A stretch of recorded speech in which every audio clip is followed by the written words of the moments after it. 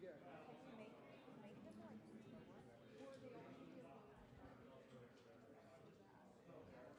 yeah, we're worried about just like the look from the back. They're gonna be on both like individually or what? You want them on here? No, like just either like lower so that you don't necessarily get them in like the wide shot of the 2 meters. What? They're in the corners. Right. I'm just wondering if you can get them like lower. Yeah. I'm definitely. You can't all put them at the very lowest because Yeah, I get that. The one on the left is okay, right? Yes, that one's okay. That one's great. how about the one on the right? That one's fine. That one's fine. Yeah. Those two lower. We think, hey Kevin, can you take yours down a little bit too? We've had this flagged for us in the past, so we've had this flagged for us in the past, like whenever we used to do these, but, and people don't know, so. Others above us, above our pay grade. This is. Do you want one right here? Right. Sure. But at the end. Put them in the trees here. Or So out there low. or over there. But you put them right there in the middle, right there, they wouldn't be seen at all. Both would be better than this. Right here? Do you think the delegation will? You don't think that like the delegation will? They do that. Yeah, do that.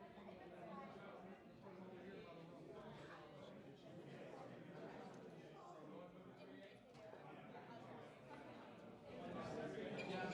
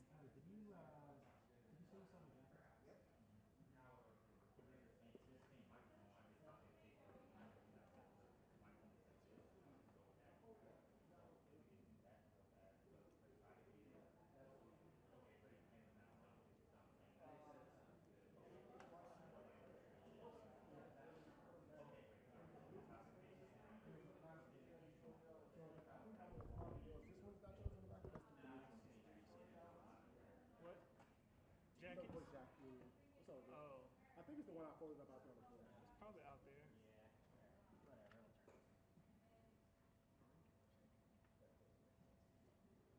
How's everybody feel? Good?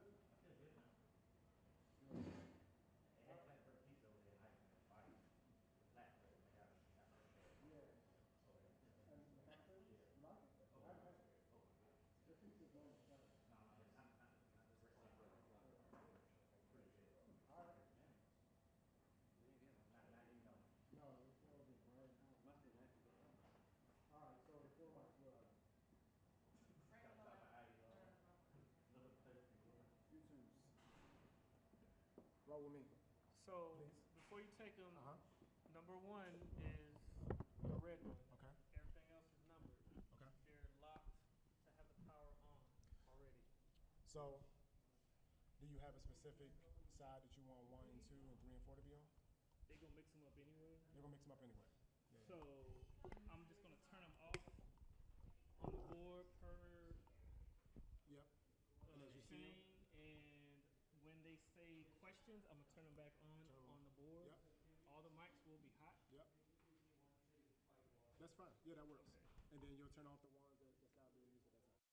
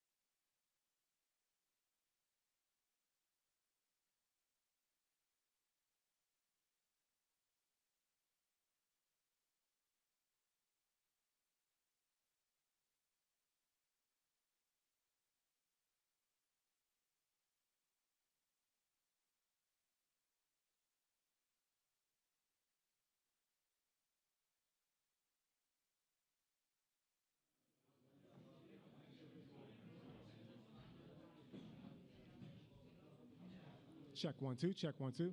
Yeah, you can give me more in the room. Check 1 2. Hey hey. Audio check 1 2 3 4 5 6 7 8 9 10. Check 1 2. Check 1 2. Audio check 1 2 3 4 5 6 7 8 9 10. 1 2. Hey hey. Check 1 2. Hey hey. Last audio check for press. Check 1 2 3 4 5 6 7 8 9 10. Check 1 2. Hey hey. Check 1 2. Hey hey. 1 2 3 4. Have you given me more? Check 1 2 3 4 5 6 7 8 9 10. Yeah, please. Check 1 2. Hey hey. Check 1 2. Hey hey. Check 1 2 3 4 5 6 7 8 9 10. Let me know when you give me pull back some. You got a low tone, right? So wherever you're at right now, that's all you got. Check 1 2. Check 1 2. Check 1 2 3 4 5 6 7 8 9 10. Audio check. Does anyone else in the room needs audio checks? Anyone else? You guys are good on audio? All right.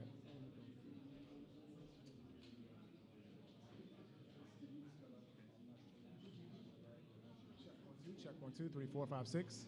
Check 1 2. Hey hey. Check 1 2 3 4 5 6. Check 1 2. Hey hey. Audio check 1 2 3 4 5 6 7 8 9 10.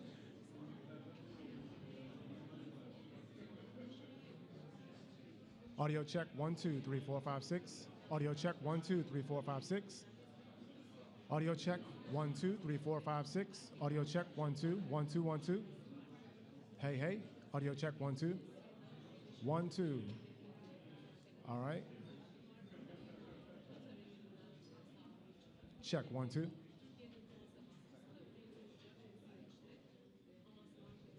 Last audio check. Check 1 2 3 4 5 6. 1 2 3 4 5 6. 1 2 3 4 5 6. Yep. Okay. 1 2. Hey hey. Audio check 1 2. Hey hey. Audio check 1 2. Hey hey. Check 1 2. Audio check from POTUS Podium. Audio check 1 2 3 4 5 6. Check 1 2 3 4 5 6. 1 2. Let me know when you're good to go. 1 2. Hey hey. Audio check 1 2. Hey hey. Check 1 2. Hey hey. Audio check 1 2 3 4 5 6. Check 1 2 1 2 1 2.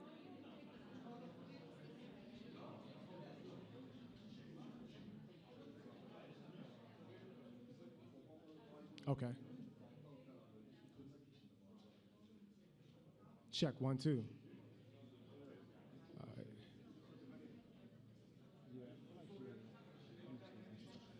Check 1 2. Hey hey. Audio check 1 2 3 4 5 6 7 8 9 10. Check 1 2. Check 1 2 1 2. Hey hey hey hey. Yeah, that sounds good.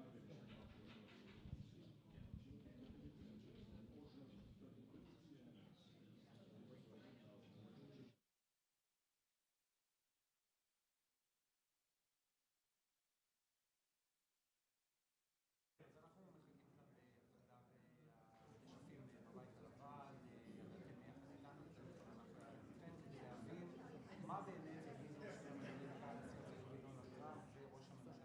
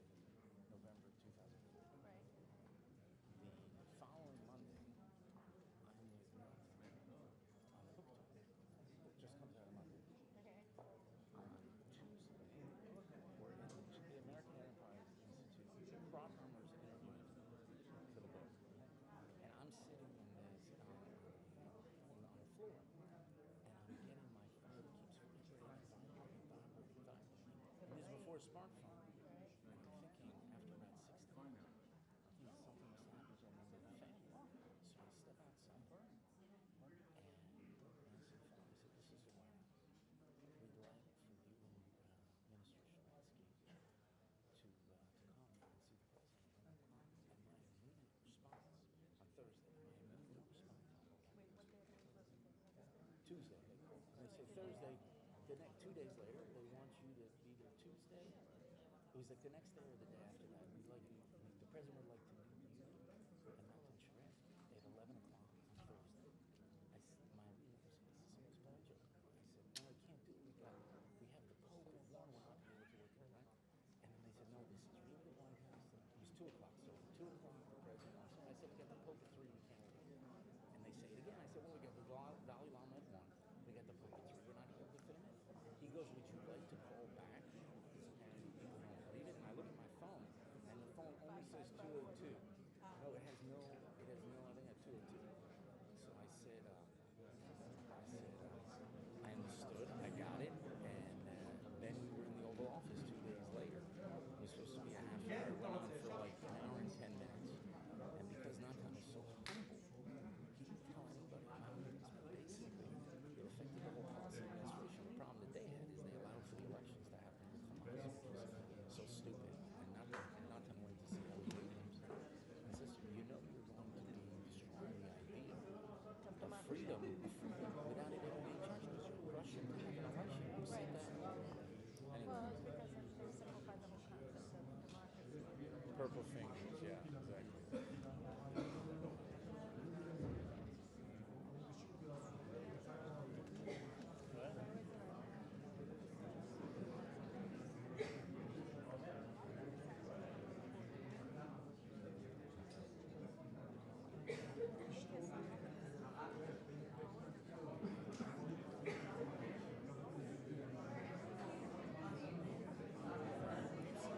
That means he never met a right-wing reporter.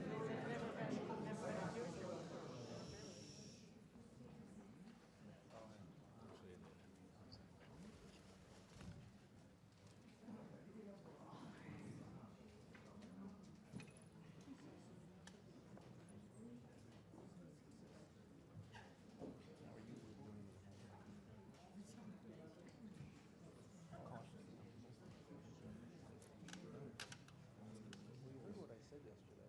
I asked you to address me down. I apologize for the violation of your silence. No, I said I humbled myself and groveled before the leaders of you the seem to Senate. have gotten over it. But I really don't think there's any possibility. You know, 2.5 years left. It's not that there's 3 months left in the administration. There's no way. And I think you pushed it to the limit. Best. I feel that we possibly get under the circumstances. Partially optimistic. The issue is going to be selling it this year. That was my, that was the issue. How to address it.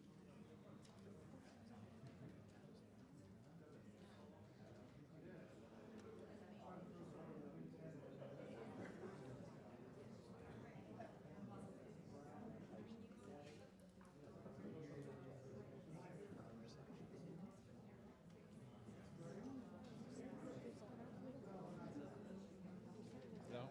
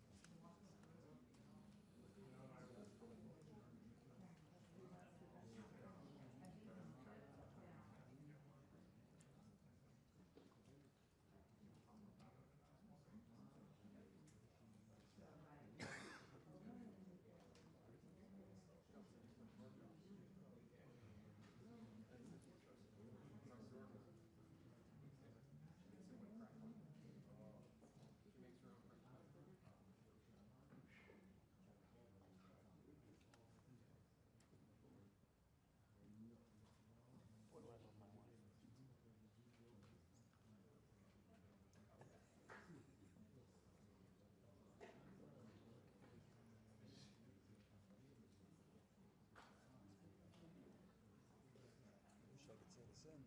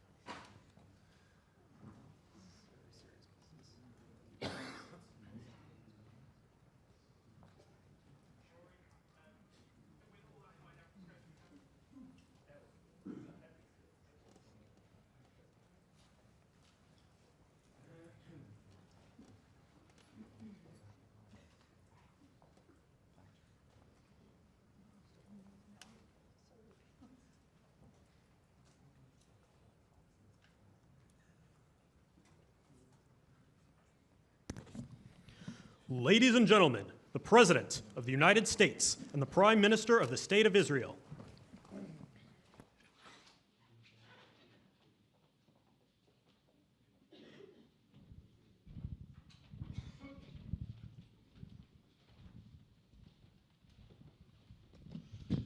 Thank you very much, everybody. So this is a big, big day, a beautiful day, potentially one of the great days ever in civilization. Things that have been going on for hundreds of years and thousands of years. We're going to, at least we're at a minimum very, very close, and I think we're beyond very close. And I want to thank Bibi for really getting in there and doing a job. We've worked well together, as we have with many other countries, both of us, with many other countries, which is the only way this whole situation gets solved. And I'm not just talking about Gaza. Gaza is one thing, but we're talking about much beyond Gaza. The whole deal, everything getting solved. It's called peace in the Middle East. So today is a historic day for peace, and Prime Minister Netanyahu and I have just concluded an important meeting on many vital issues, including Iran, trade, the expansion of the Abraham Accords, and most importantly, we discussed how to end the war in Gaza, but it's just a part of the bigger picture, which is peace in the Middle East, and let's call it eternal peace in the Middle East. So this is far more than anybody expected, but the level of support that I've had from the nations in the Middle East and surrounding Israel and neighbors of Israel has been incredible, incredible. Every single one of them. This afternoon, after extensive consultation with our friends and partners throughout the region, I'm formally releasing our principles for peace, which people have really liked, I must say. And these are done not just routinely done, these are done with total consideration and working with the nations that we're talking about. All of these nations have made contributions to those suggestions. I want to thank the leaders of many Arab and Muslim nations for their tremendous support in developing the proposal, along with many of our allies in Europe. Europe has been very much involved, and as I was called by many of the European leaders, most of them saying, is this true? Are you really doing peace in the Middle East? This is the most incredible thing we've heard. Some think it's the biggest thing they've ever heard. They called just to find out, was it just a rumor or is it actually done? And then they said, have you spoken to the Arab leaders? Have you spoken to all of the other leaders that we have to get? A lot of people involved in this one. I also want to thank Prime Minister Netanyahu for agreeing to the plan and for trusting that if we work together, we can bring an end to the death and destruction that we've seen for so many years, decades, even centuries, and begin a new chapter of security, peace, and prosperity for the entire region. And I want to just say that my meetings and dialogue that we had with so many countries, Saudi Arabia as an example, the king is a phenomenal person. The Emir of Qatar, he's incredible people. UAE, and that's MBZ and ABZ.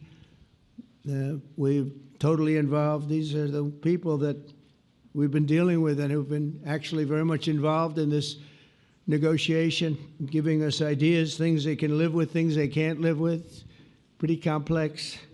I mean, after 2,000, 3,000 years, whatever it is, I guess it's got to be a little complex, or it would have been done a long time ago.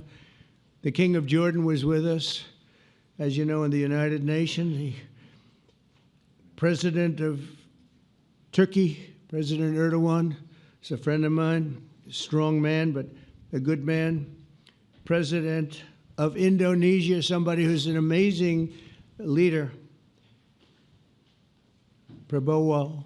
He is an amazing leader and respected by everybody. He was in the room with us. We were together with most of these people that I'm mentioning. Others were by phone or the next day. The Prime Minister and the Field Marshal of Pakistan, they were with us right from the beginning. Incredible. In fact, they just put out a statement that they fully believe in this pact. It just came out just as I was walking around. They said, sir, you have a big notice from the Prime Minister of Pakistan and from the Field Marshal that they back this 100%.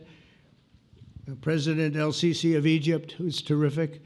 And these are people I've gotten to know over the years. I mean, I would say it started around 2015 and then went into 2016 when the presidency officially began. But I've known them actually for a long time, and they're in many cases really great men. I can't say in all cases, but I will tell you in many cases they're great men and some great women too. They tend to be mostly men, however, I will say that. But if accepted by Hamas, this proposal calls for the release of all remaining hostages immediately, but in no case more than 72 hours. So the hostages are coming back, and I hate even saying this from the standpoint, doesn't sound right, but it is so important to the parents. The bodies of the young men, I believe in almost all cases, the young men are coming back immediately. I met with parents. The parents felt as strongly about getting the body of their dead boy back as they did as though the boy were alive and well. It's so important to them. And it means the immediate end to the war itself, not just Gaza. It's the war itself. Under the plan, Arab and Muslim countries have committed, and in writing in many cases, but I actually would take their word for it. The people I mentioned, I'd take their word for it, to demilitarize Gaza, and that's quickly. Decommission the military capabilities of Hamas and all other terror organizations. Do that immediately. And we're relying on the countries that I named and others to deal with Hamas. And I'm hearing that Hamas wants to get this done too, and that's a good thing. And destroy all terror infrastructure, including the tunnels, weapons of production facilities. They have a lot of production facilities that we're destroying. They'll also help train local police forces in the areas that we're discussing right now, in particular in and around Gaza, working with the new transitional authority in Gaza. All parties will agree on a timeline for Israeli forces to withdraw in phases. They'll be withdrawing in phases. No more shooting, hopefully. As progress is made toward achieving these goals, Arab and Muslim nations need to be allowed the chance to fulfill these commitments of dealing with Hamas. They have to deal with them because they were the one group that we have not dealt with. I haven't dealt with them. But the Arab countries are going to, and Muslim countries are going to be dealing with Hamas, and I believe they've already been there. I think they probably have an understanding, and they haven't maybe mentioned that, but I would imagine they do. Otherwise, they wouldn't have gone as far as they've gone. If they're unable to do so, then Israel would have the absolute right and actually our full backing, the U.S. full backing. Marco's here, and a lot of our leaders are here, our great Vice President, Susie Wiles, Steve Witkoff, Jared Kushner. They've been so involved in this process. I don't think anybody else could have done it or even come close, but it's we're right there. We're right there. First time in thousands of years, I think you can probably say, if you really look into it, if you study back, if you're a scholar, you would say thousands of years. Israel would have my full backing to finish the job of destroying the threat of Hamas. But I hope that we're going to have a deal for peace. And if Hamas rejects the deal, which is always possible, they're the only one left. Everyone else has accepted it. But I have a feeling that we're going to have a positive answer. But if not, as you know, Bibi, you'd have our full backing to do what you would have to do. Everyone understands that the ultimate result must be the elimination of any danger, posed in the region, and the danger is caused by Hamas. The tyranny of terror has to end, and this is, again, something that we're looking for. This is eternity. This is for forever. To ensure the success of this effort, my plan calls for the creation of a new international oversight body, the Board of Peace, we call it, the Board of Peace, sort of a beautiful name, the Board of Peace, which will be headed, not at my request, believe me, I'm very busy, but we have to make sure this works. The leaders of the Arab world and Israel and everybody involved asked me to do this, so it would be headed by a gentleman known as President Donald J. Trump of the United States. That's what I want, is some extra work to do, but it's so important that I'm willing to do it, and we'll do it right, and we're going to put leaders from other countries on, and leaders that are very distinguished leaders, and we'll have a board, and one of the people that wants to be on the board is the UK former Prime Minister, Tony Blair, good man, very good man, and some others, and they'll be named over the next few days, and it'll be quite the board. Working, everybody wants to be on it now. I don't know if that had anything to do. They named me and everybody else wanted to be on it. I guess they figure, well, he's a soft touch. He'll be easy to deal with. Working with the World Bank and others, it will be responsible for recruiting and training a new government that will be made up of Palestinians along with highly qualified experts from all around the world.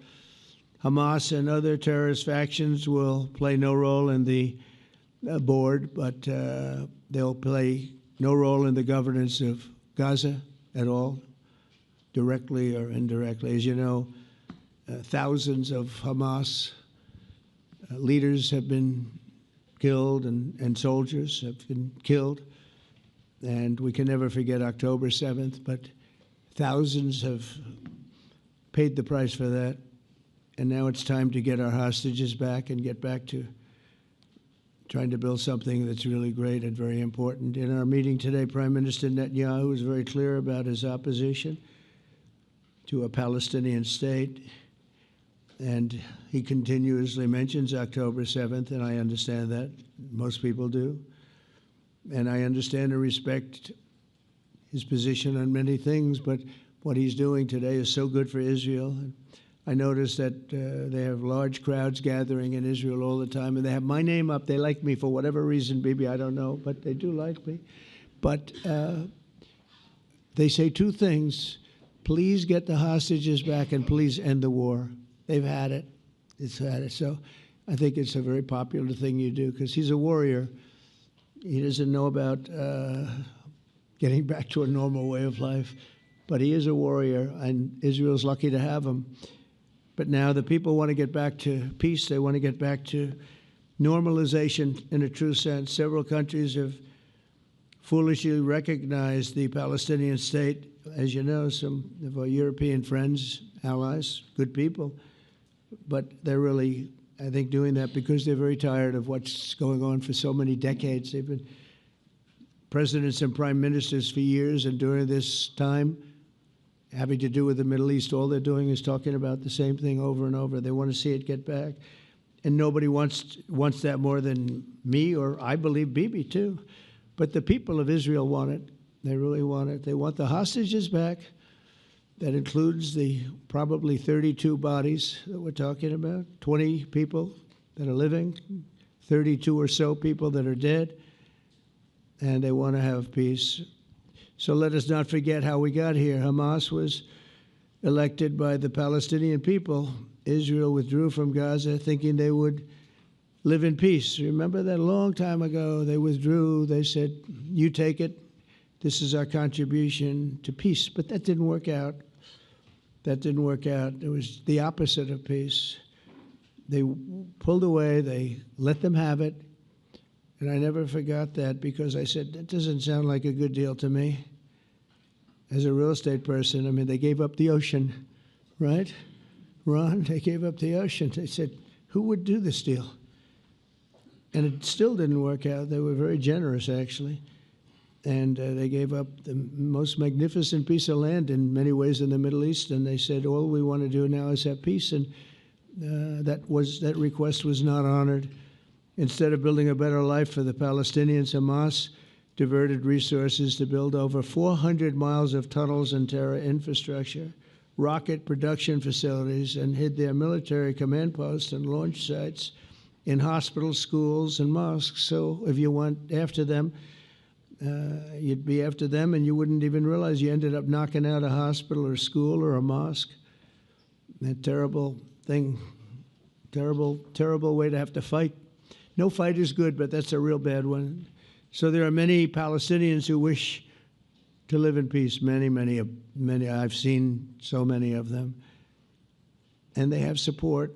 And I challenge the Palestinians to take responsibility for their destiny, because that's what we're giving them. We're giving them responsibility for their destiny, fully condemn and prohibit terrorism and earn their way to a brighter future. They don't want the life that they've had. They've had a rough life with Hamas. If the Palestinian Authority does not complete the reforms that I laid out in my vision for peace in 2020, they'll have only themselves to blame. We're giving them an amazing footprint, and they have amazing support from the leaders of the Arab world and the Muslim world, the great leaders. These are great leaders. These are unbelievable leaders that have built great countries and very wealthy countries. What the future holds for the Palestinians, no one really knows, but the plan that we put forward today is focused on ending the war immediately, getting all of our hostages back, getting everything back.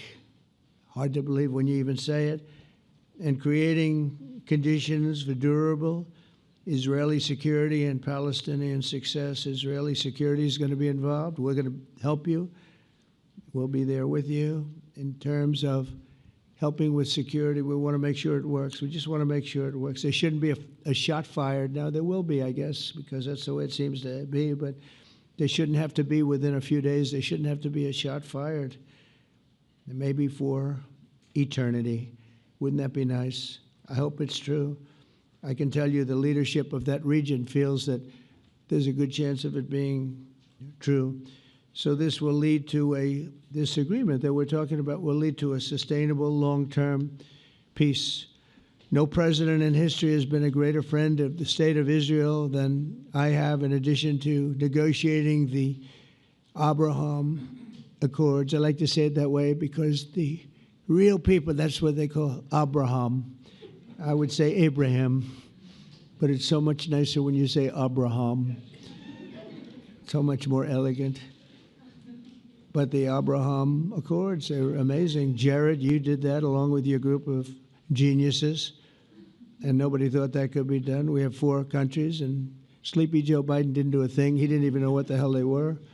He should have had them filled up. But I think this will also lead to packing them. And who knows, maybe even Iran can get in there. I hope, we hope we're going to be able to get along with Iran. I think they're going to be open to it. I really believe that. But they could be a member. I long ago said, I'll bet you at some point Iran will be a member of the Accords. And little did I realize it was going to take this turn. That was some turn we did with the B-2s. But I think they might very well be there because it's a great thing for them economically. I recognize the eternal capital of Israel. I opened the American embassy in Jerusalem. That was something that everyone said would never be done, could never be done. Virtually every president for many, many years, for decades, would campaign on making Jerusalem the capital of Israel. They campaigned on it over and over. Is that right, Steve? Is that right? Everyone, and when they got to it, and I understand why now, because it was so, when I got to office, I campaigned on it too. I said, we're going to make it, and then I'd get calls from the leaders of various countries saying, please don't do it, please don't do it. It'll end the whole world, please don't do it. And finally, I just didn't say anything, and I did it. People were calling me before I did it because they heard I was going to do it, and leaders of countries were calling me, and I think it was on a Thursday that I did it, and they'd call me Monday, Tuesday, Wednesday, 3-4 times a day, and I said, tell them I'll call them back on Friday.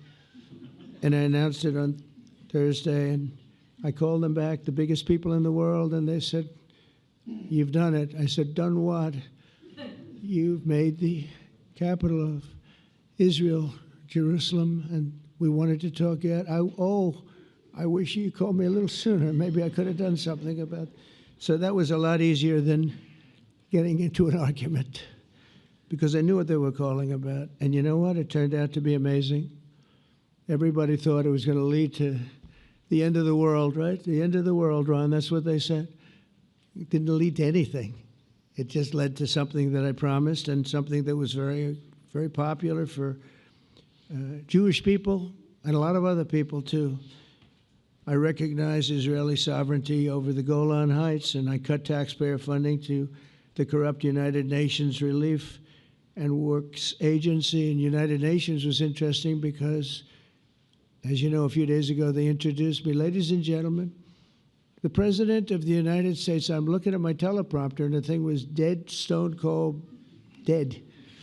The thing's up here. I have a long, beautiful speech to make. I'm back 30 feet back, and I'm saying, they're introducing me. There's nothing on my teleprompter. So, but I made a speech. I actually got good marks. You think Biden could have done that? I don't think so. I don't think he could have done that. I don't think too many people could have done it. But actually, it was actually more of a speech from my heart, if you want to know the truth. I think it was maybe better in certain ways because it was from the heart. It has to be from the heart. Otherwise, you're in big trouble. But I cut taxpayer funding for that very corrupt United Nations Relief and Works Agency, and nobody thought that would be done, and withdrew from the horrible Iran nuclear deal that was imposed upon Israel by Barack Hussein Obama and Biden. And I don't think Biden knew anything about it, though. I don't think he knows anything about it now, actually, if you ask him. He'd say, "What is that?" And we obliterated Iran's nuclear enrichment capacity, making it impossible for them to have a nuclear weapon, which they would have had probably in about 2 months from that. But I've never asked Israel to compromise its security, but we had big, strong talk. Nobody's been better to Israel. No president's been better to Israel than Donald Trump. But we had a long, strong talk, Bibi and I, and he understands it's time. It's time. History has shown. And the people of Israel want it.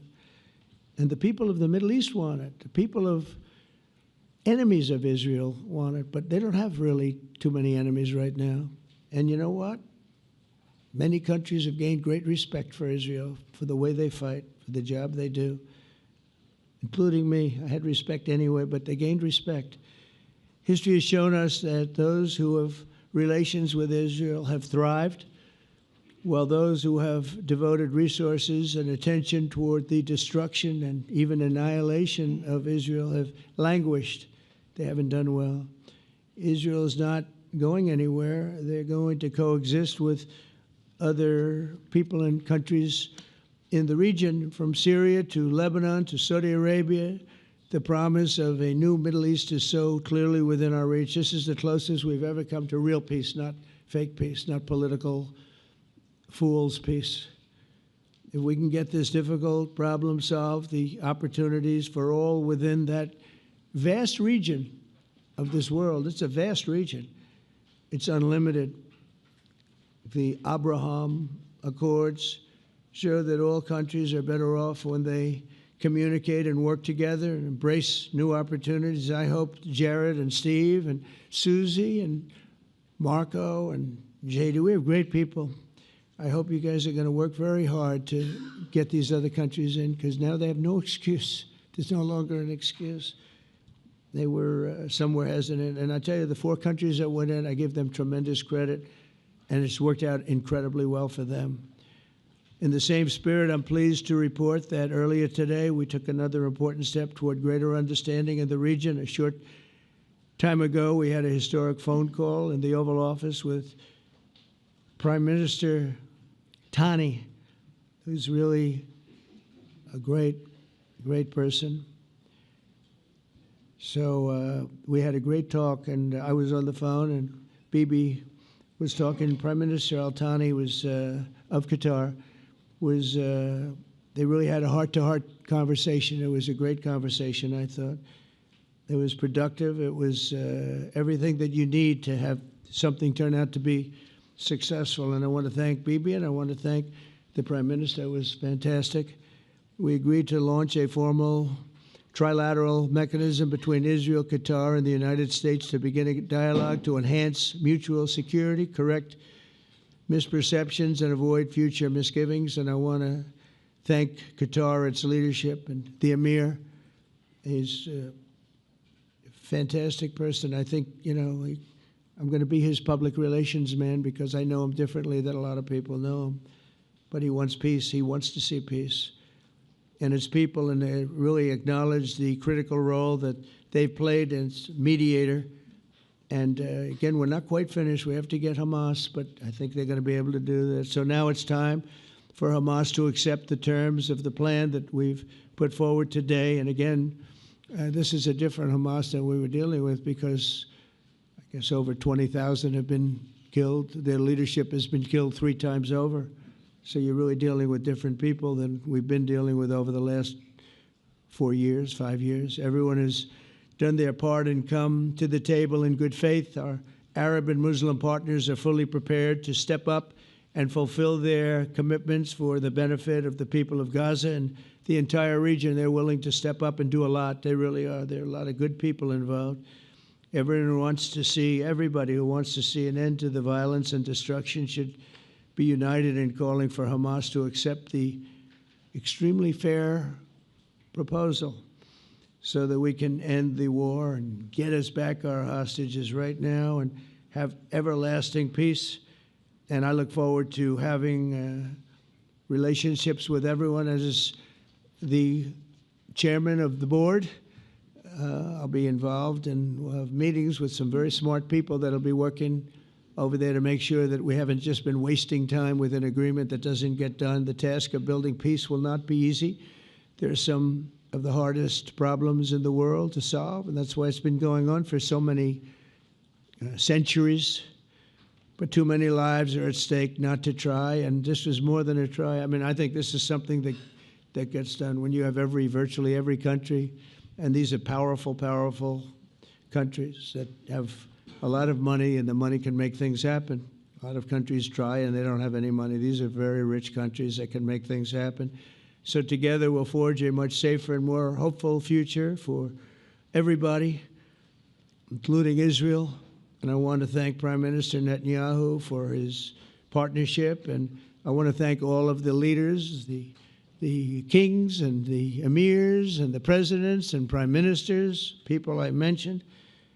And they've been absolutely fantastic to work with, and it's just happened very quickly. It's happened from a couple of weeks before I had a couple of meetings, but a couple of weeks before we went to the United Nations, and we had some incredible meetings. It all came to place. It all took place, and everybody wanted to be a part of it. I don't have anybody that's saying we don't want anything to do with it. It's just the opposite.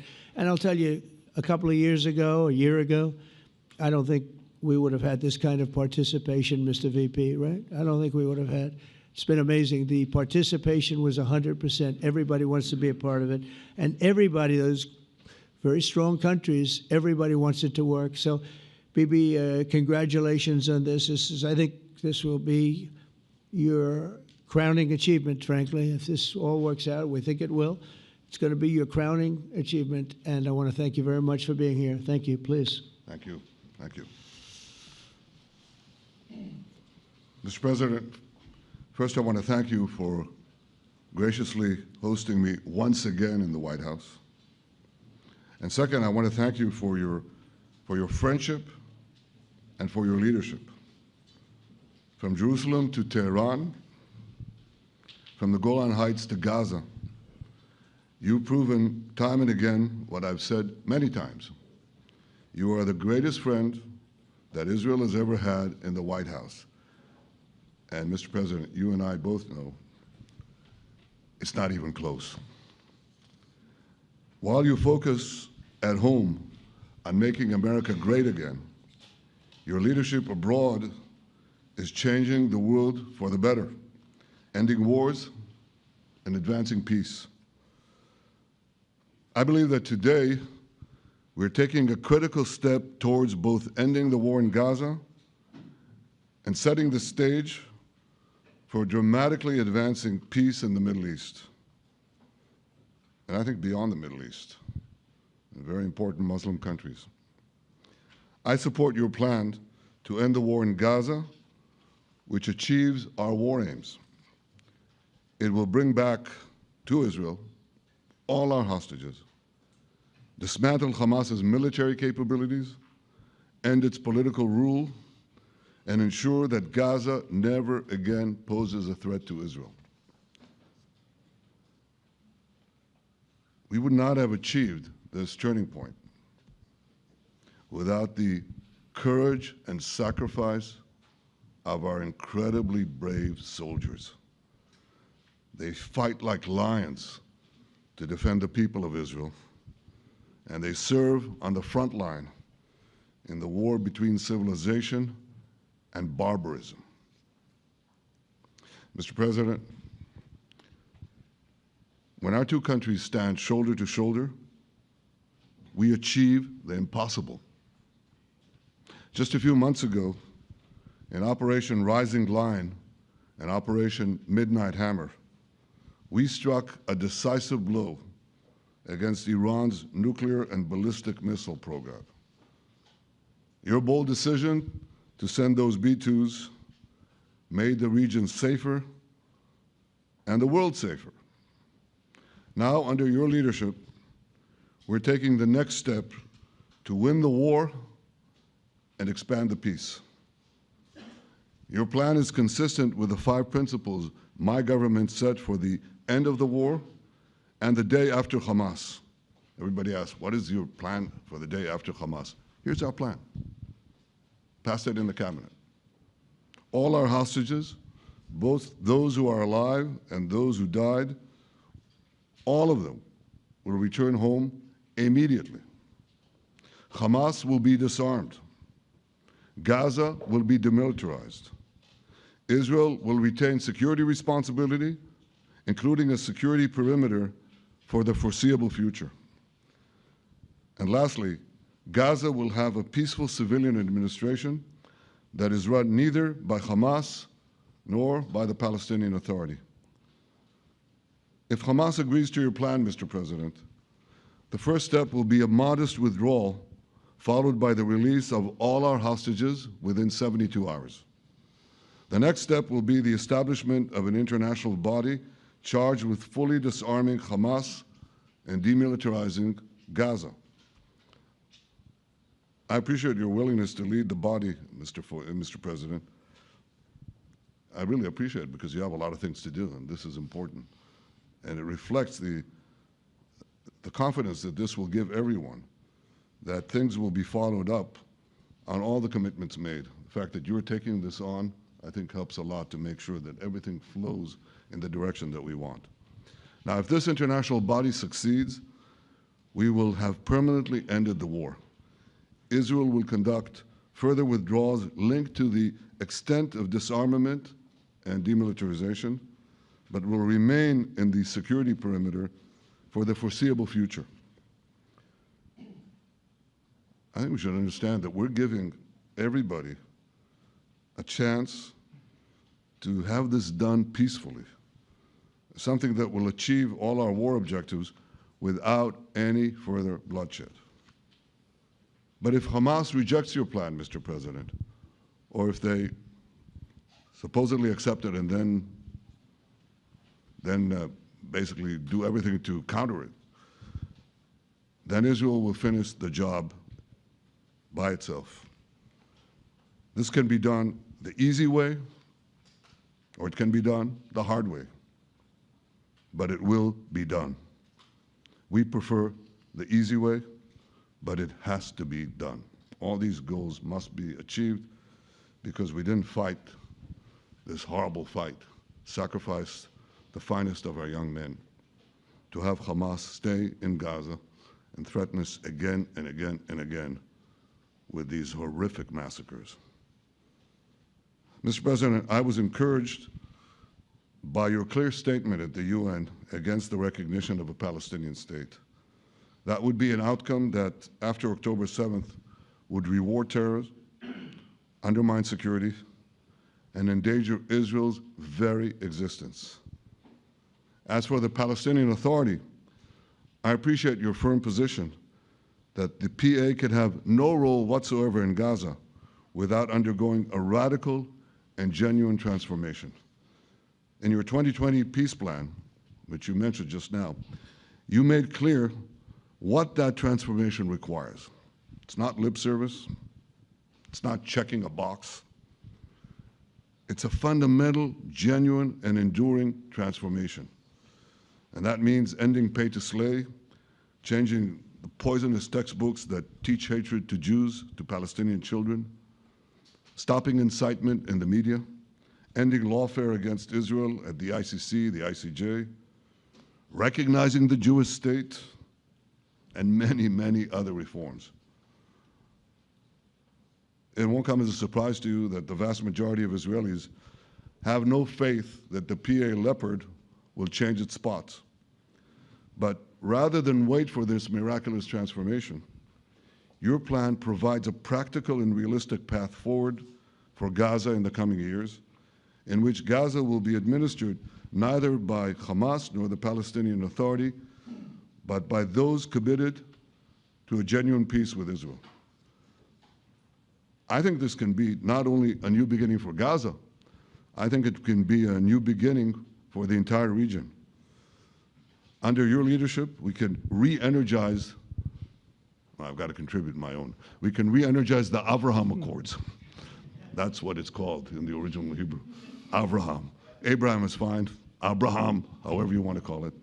Under your leadership, Mr. President, we can re-energize the Abraham Accords that we forged 5 years ago. We can expand them to many more Arab and Muslim nations that choose moderation over extremism. I think there's an opportunity here.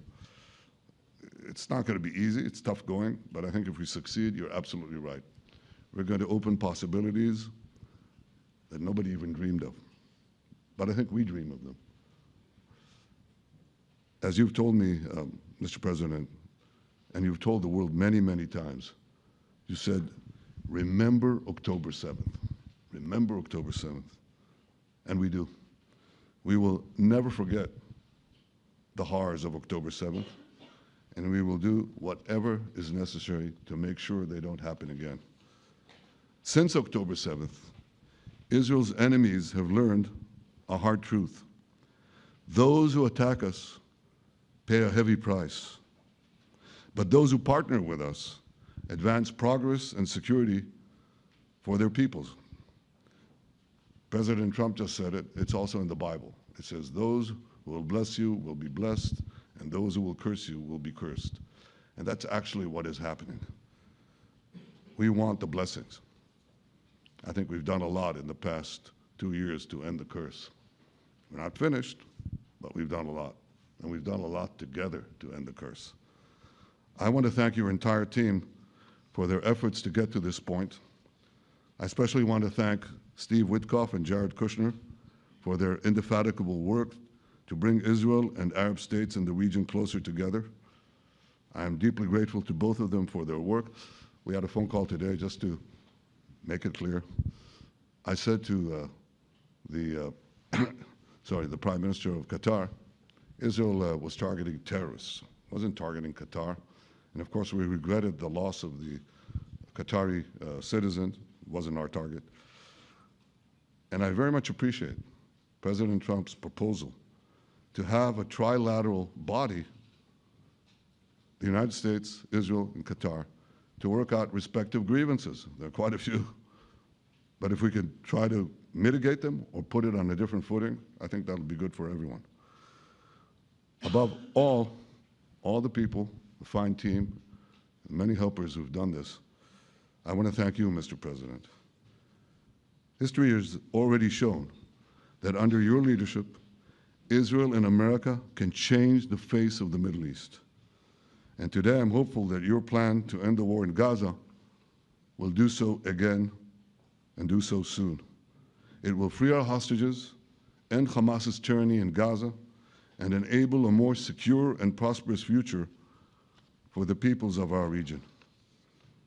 Thank you, Mr. President. May God bless America. May God bless Israel. May God bless the indispensable alliance between our countries. And may I add in Hebrew, G'mal Chatima Tova, may we all be inscribed in the book of life. Thank you. Thank you very much, Bibi. So I think while we wait for these documents to be signed and get everybody in line, I think it maybe is not really appropriate to take questions. I'm meeting with, as you know, a couple of Democrats in a little while about the country, about keeping our country open. They're going to have to do some things because their ideas are not very good ones. They're very bad for our country. So we'll see how that works out. But this is something that was really historic today. This was something that was amazing. I think, Bibi, I mean, depending on you, I think while we're waiting for signatures and waiting for approvals from a lot of different countries that are involved in this, we probably shouldn't take questions? Or would you like to take a question or two from perhaps a friendly Israeli reporter, if there's such a thing? That's a very, very tough proposition. But I would think, Mr. President, that I would go by your instinct that this is, we'll have enough time for questions. Let's settle the issue first, I think. No, Thank you very much, everybody. Thank you.